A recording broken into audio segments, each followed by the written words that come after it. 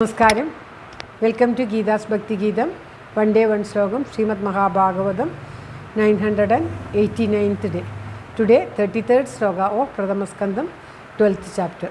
For details please see the other version. Om Namo Bhagavate Vasudevaya. Om Shri Krishna Paramatmane Namah. Hari Shri Ganapataye Namah. Aviknamastu Shri Gurubhyo Namah. ഓം തത്സത്.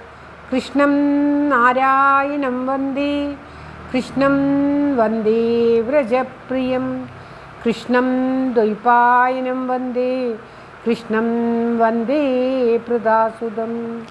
ഓം തത്സത്. ശ്രീമദ് മഹാഭാഗവതം ഒരു ദിവസം ഒരു ശ്ലോകം. ഇന്ന് 989 ദിവസം, പ്രഥമസ്കന്ധത്തിലെ 12ാമത്തെ അധ്യായത്തിലെ 33ാമത്തെ ശ്ലോകം. തദഭിപ്രേതമാലക്ഷ്യ ഭ്രാതരോച്യുതചോദിത ധനം ഗൃഹീണാമാജഹ്രു ഉദീജ്യാം ദിശി ഭൂരിശ. ഓം തത്സത്.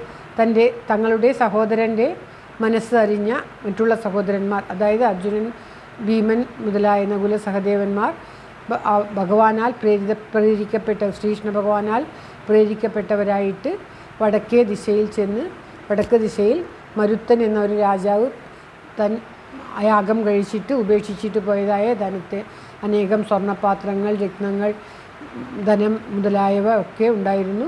അതൊക്കെ അവിടെ നിന്നും എടുത്തു കൊണ്ടുവന്നു, ആഹരിച്ചു കൊണ്ടുവന്നു.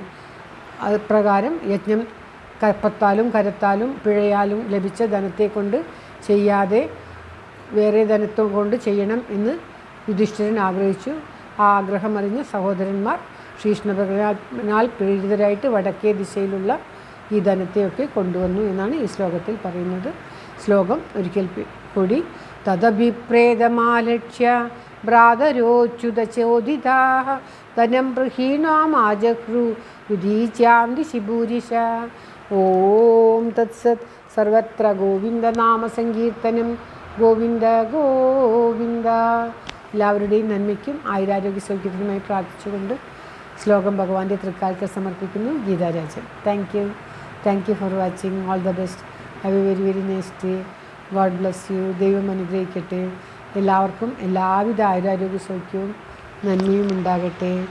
ഓം തത്സത്. വൈശാഖ മാസമാണ്. ഈ മാസത്തിൽ പാരായണം ചെയ്യുന്നതും പാരായണം കേൾക്കുന്നതും അത്യുത്തമമാണ്. എല്ലാവർക്കും വൈശാഖ മഹാത്മ്യം ഉണ്ടാകട്ടെ എന്ന് പ്രാർത്ഥിച്ചുകൊണ്ട് സമർപ്പിക്കുന്നു.